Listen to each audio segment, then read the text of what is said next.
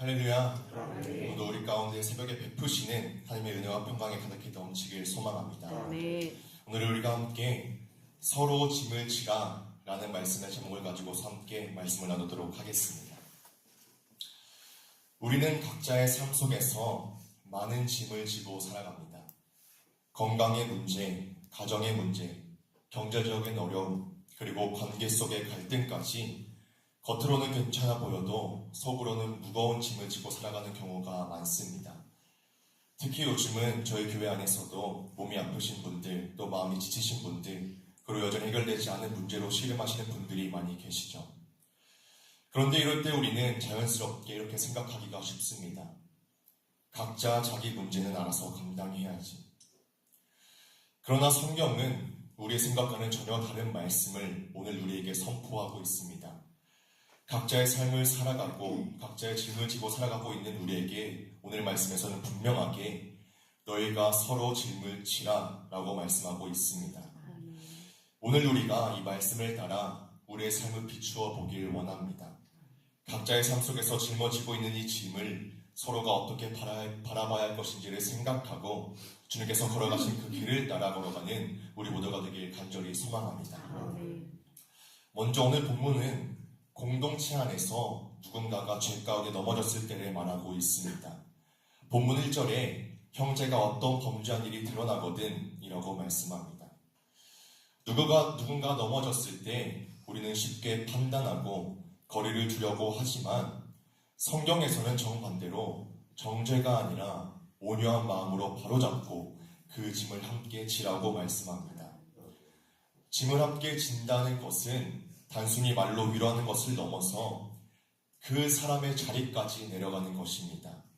그의 아픔을 함께 느끼고 다시 일어날 수 있도록 곁에서 붙드는 것이죠. 멀리서 바라보는 것이 아니라 가까이 다가가고 비난하는 것이 아니라 함께 울어주고 그 함께 짐을 짊어지는 것이 바로 우리들의 모습이라는 것입니다. 그리고 이때 우리에게 필요한 태도가 한 가지가 있습니다.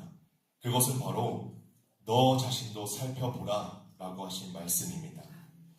왜냐하면 우리 역시 언제든지 넘어질 수 있는 연약한 존재이기 때문입니다. 다른 이에게 일어난 일이라고 해서 나에게 일어난 일이 아니라고 해서 우리에게 상관없는 일이 아니라 나에게도 동일하게 일어날 수 있는 일임을 기억하고 우리는 조심해야 합니다. 나는 괜찮다고, 나는 멀쩡하다고가 아니라 나 역시 죄인임을 알고 살펴보는 이 마음이 우리에게 있을 때에 우리는 판단하는 사람이 아니라 함께 회복을 이루어가는 사람이 될 수가 있습니다. 그리고 오늘 말씀은 죄의 문제를 넘어 우리의 삶 전체로 시선을 넓혀주고 있습니다.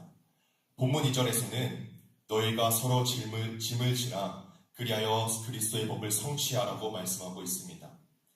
여기서 말하는 짐은 단순히 죄의 문제만이 아니라 우리의 삶 속에서 감당하기 어려운 모든 무게를 포함하고 있습니다.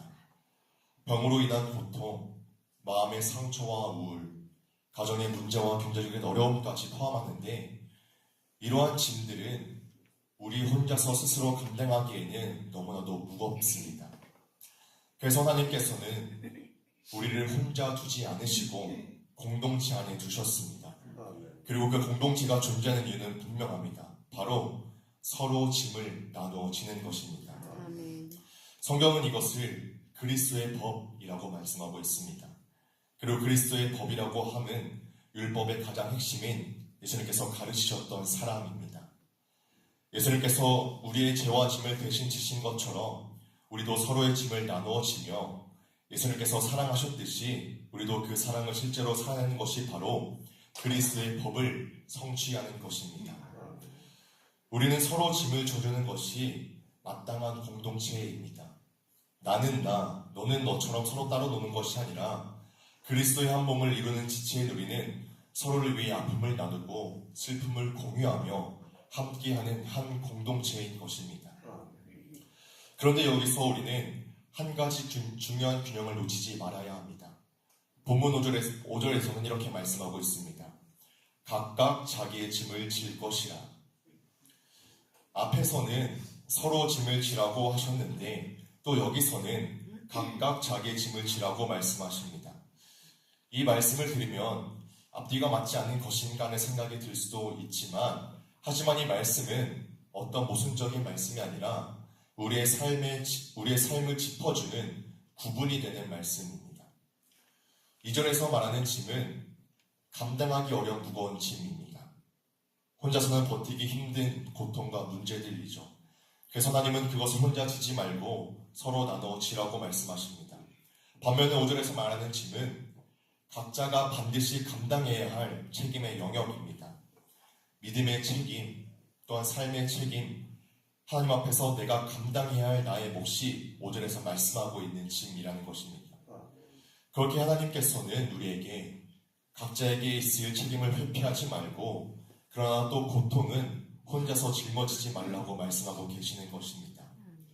이 균형이 무너지게 되면 우리는 내 책임을 남에게 떠넘기거나 모든 짐을 나 혼자서 짊어지려다가 무너지게 되는 두 극단의 모습으로 흘러가게 되는 것입니다. 하지만 하나님께서는 우리들에게 그렇게 살도록 우리를 부르지 않으셨습니다.